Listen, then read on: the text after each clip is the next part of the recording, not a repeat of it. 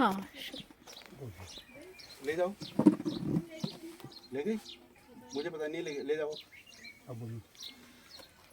तो हमारे यहाँ की इसकी स्थापना कैसे हुई जसपुर गांव में? हमारे गांव के श्री बाष्पानंद बलोदी जी, वो सिंगापुर में उनकी कंपनी है बैलेंसी इंटरनेशनल। तो वो जो अफ्रीका में उनका काजू का व्यापार है, तो एक बार वो काजू के व्यापार में सेलर मतलब बायर्स को ढूंढने के लिए जा रहे थे। तो वो ट्रकों के हिसाब से माल खरीदते थे। तो उनके प्रवीण जैन उनके बॉस भी साथ थे। तो जब वो जा रहे थे तो 140 किलोमीटर प्रति घंटे के हिसाब से उनकी गाड़ी चल रही थी और 5 घंटे उनको सफ़र करते हुए हो गया। लेकिन हमारा जैसा इलाका था वो जंगल उनका ख़त्म नहीं हुआ। तो उनके दिमाग में आया कि जब इतना काजू यहाँ हो सकता है और वहाँ के लोग कुछ नहीं करते हैं, एक पहाड़ है और एक बार उन्होंने ठेका दे दिया, 4-5 लाख रुपये उनका हो जाता है साल का, और उनका खाने का आराम से हो जाता है, उनके बच्चे पढ़ते हैं, उनकी एजुकेशन हो जाती है और वो संपन्नता से वहाँ पर रहते हैं बिना कुछ करे भी। और उन्होंने सोचा कि हमारे गांव के, हमारे इलाके के लोग 10,000 रुपये की नौकरी के लिए दिल्ली में भटक रहे हैं, 5,000 रुपये की नौकरी के लिए दिल्ली में भटक रहे हैं, कोई बॉम्बे भटक रहा है, और उनकी घरवाली यहाँ संघर्ष कर रही है। वो आते हैं साल में एक बार छुट्टी और उनकी ज़िंदगी संघर्ष में ही ख़त्म हो जाती है। और कई औरतें तो ऐसी होती हैं उन्होंने भिक्षासन से आगे देखा ही नहीं है, वो यहीं के यहीं उनकी ज़िंदगी ख़त्म हो जाती है। तो बहुत बड़ा संघर्ष, और उन्होंने यहाँ के दर्द को समझा। तो उन्होंने कहा मतलब आर्थिक स्थिति ठीक थी, उन्होंने कहा हम 40-50 लाख रुपये देते हैं, कोई ऐसी स्कीम बताओ जो गांव में कुछ रोज़गार हो सके। तो यहाँ बंदरों का आतंक था, तो कई लोगों ने सुझाव किया कि नींबू यहाँ ऐसा है कि जिसको बंदर नहीं खाते हैं, तो इसका खेती किया जाए, कैसा रहेगा। तो उन्होंने 2001 में इसका प्रयास किया। तो उन्होंने 10,000 पेड़ लगाए, लेकिन वो प्रयास जो है विफल रहा। विफल रहने के कारण ये थे कि उन्होंने जो पेड़ थे वो चीड़ के बीच में लगा दिए, तो जो आग लगी तो वो पेड़ सारे खराब हो गए। तो उसके बाद वो होपलेस हो गए, हताश हो गए।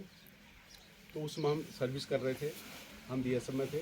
तो हम 2009 में हम रिटायर्ड आए। तो उन्होंने कहा फिर एक बार इसको प्रयास किया जाए, लेकिन उनको कोई आदमी नहीं मिल रहा था जो इस काम को चला सके, क्योंकि वो फंडिंग देंगे, यहाँ कोई ईमानदारी से काम नहीं करेगा तो वो फंडिंग सब चला जाएगा। तो वो चाहते थे कि इसको ईमानदारी से कोई आदमी चलाए। तो उन्होंने मेरे पास फ़ोन आया उनका, बोला आनंद जी आपके बारे में सुना है कि आप ईमानदार आदमी हैं और आपको ये काम करना है। उसके बाद मेरी मिसेज वहीं रहती थी राजनगर एक्सटेंशन में गाज़ियाबाद, हमारे बच्चे भी वहीं पढ़ते हैं। तो मैं घर आया और मैं यहाँ मैंने मीटिंग करी, लोगों से ज़मीन ली और लोगों से कहा कि जो लेबर के अलावा जो हमें आएगा वो हम आपको कॉस्ट दे देंगे और बाकी हम इसका उद्योग चलाएँगे। और उसमें जो काम करने वाली महिला होंगी हमारे गाँव की होंगी, जो नींबू अचार बनाने वाली, जूस बनाने वाली और ये गुड़ाई करने वाली सारी महिलाएं हमारे पास होंगी। तो 5 साल से काम, 6 साल हो गए ये काम चल रहा है। तो इसको हमने ईमानदारी से किया, एक समिति बनाई, उसका रजिस्ट्रेशन किया, उसका ऑडिट किया और एक फेसबुक अकाउंट बनाया। जब जैसे एक महीने का खर्चा 10,000 आया तो उन महिलाओं का नाम हम उसमें लिखते थे कि इसको कितना खर्चा है, और हमारे गांव का फेसबुक ऑनलाइन अकाउंट है उसमें हम डालते हैं ताकि कोई बेईमानी ना हो। और हम किसी को कैश नहीं देते थे, ऑनलाइन ही उसका पेमेंट कर देते। तो पूरी पारदर्शिता के साथ हमने इस काम को किया और ये काम सफल रहा। कुछ इसमें कठिनाई आई, जैसे कुछ नींबू की पार्टी ख़राब आ गई तो फिर हम उसको बदलने की कोशिश की। तो अब हम छोटा बड़ा हर तरह का नींबू हम हर साल प्रयास कर रहे हैं, 100, 200, 300 हर साल हम पेड़ लगाते हैं। तो उसके बाद अब ये नींबू बिक रहा है रामनगर में, ये 5-10 रुपये किलो जाता है। तो जब हमने 10 कुंटल बिक्री तो उसकी औसत क्या हो, किराए के साथ वो बराबरी हो गया। तो हमने सोचा इसको बेचने पर फ़ायदा क्या है। तो हमने फिर आइडिया लगाया कि इसका जूस या अचार में इसका करते हैं, प्रोसेसिंग यही करते हैं। उसके बाद ये आइडिया फिर इस पर हमने काम किया। तो उसके बाद हमने अचार बनाना शुरू, देहरादून में ली अचार की, और जूस की ट्रेनिंग भी हमने देहरादून ली, दिल्ली भी ली। तो पूरा प्रोसेसिंग करके उसके बाद हमने यहाँ की महिलाओं को ट्रेंड किया। अब धीरे धीरे इस पर कार्य चल रहा है, यह भी स्टार्टिंग है और आगे हम इसको बढ़ाएंगे। जैसे आंवला यहाँ होता है, आंवले का भी अचार बनाएंगे, उसके बाद आम यहाँ बहुतायत होता है, उसका भी हम अचार बनाएंगे।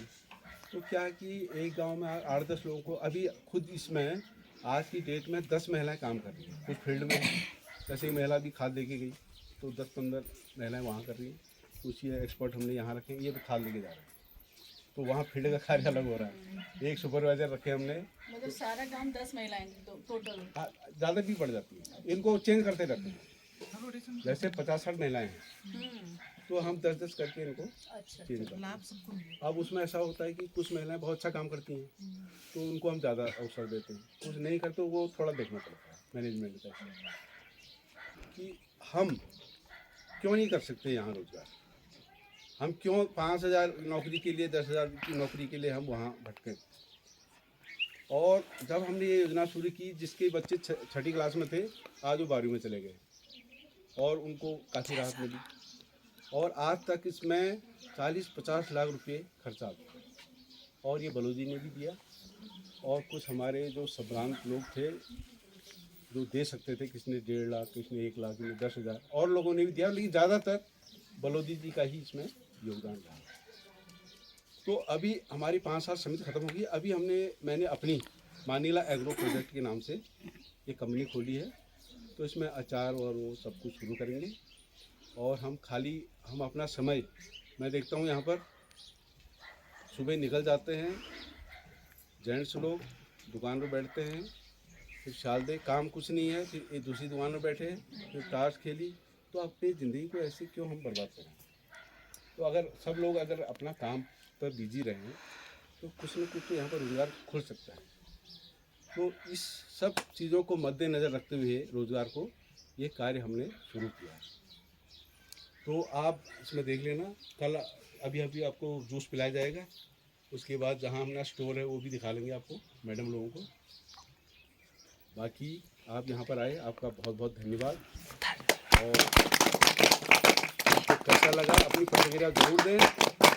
और हमारे कांडपाल जी, ये हमारा अनुरोध है, जिन्होंने हर पल पल में मुझे साथ दिया।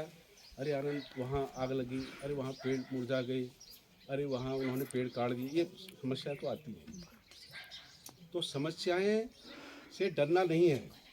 समस्याएं तो बड़े काम में बड़ी समस्याएं आती हैं। हमें अपना टारगेट फिक्स रखना है, हमें काम करना है।